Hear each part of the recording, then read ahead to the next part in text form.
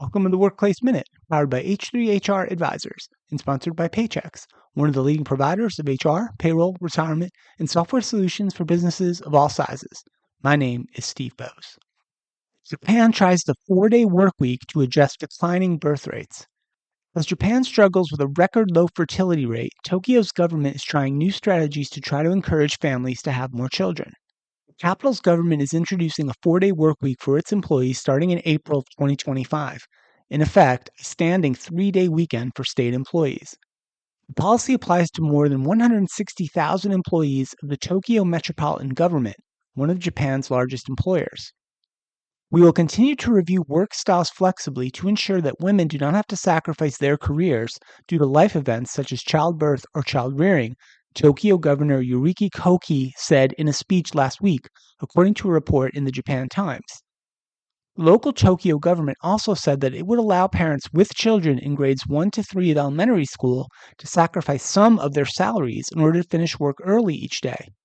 The Japan Times said this would allow parents to reduce their working hours by up to 2 hours per day. The measures intend to ease the burden of child raising for working mothers, who traditionally in Japan, as in most if not all other countries, shoulder a disproportionate share of childcare and household duties. Empowering women, a goal that has lagged far behind the rest of the world, has been a long-standing issue in our country, Koki said, per the Japan Times. Japan is one of the oldest countries in the world, with a population rapidly aging due to a combination of long life expectancies and persistently low fertility rates. Japan's fertility rate sank to a record low 1.2 in 2023, far below the generally accepted global population replacement rate of about 2.1. The replacement level is generally required to sustain a population over time, barring massive fluctuations in mortality rates or large-scale immigration changes. According to Japan's Health and Welfare Ministry, about 750,000 children were born in the country last year, which marked the 8th consecutive year of declines in childbirths. Then Prime Minister Fumio Kishida called the decline the biggest crisis Japan faces. The International Monetary Fund said in May that many reasons contributed to the decline in the fertility rate and births, including later and fewer marriages, as well as the high cost of living, a large gender wage gap, and expensive childcare costs. Japan's government has spent billions on initiatives aimed at reversing these trends, such as improving access to childcare services and promoting egg freezing for women.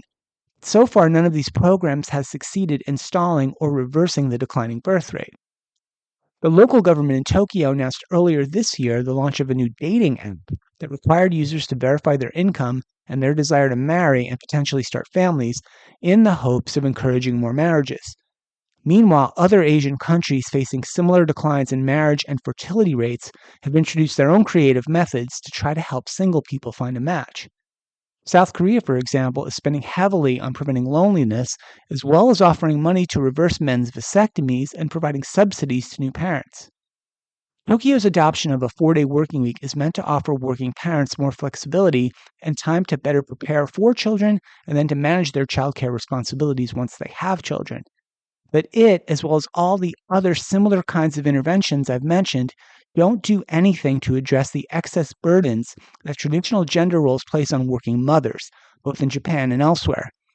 If and until fathers and husbands share more equally in the responsibilities of caring for children and for the household, more and more young women will delay, if not forego, marriage and children.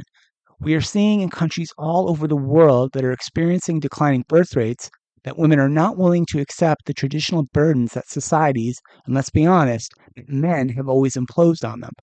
With more women all over the world becoming more accomplished academically and professionally, unless major shifts are made by men, birth rates are likely to decline and stay depressed.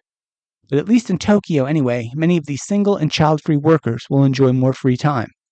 We will continue to follow this and all the important topics and trends of the world of work here on the HR Happy Hour Media Network. That's it for the Workplace Minute, powered by H3HR Advisors.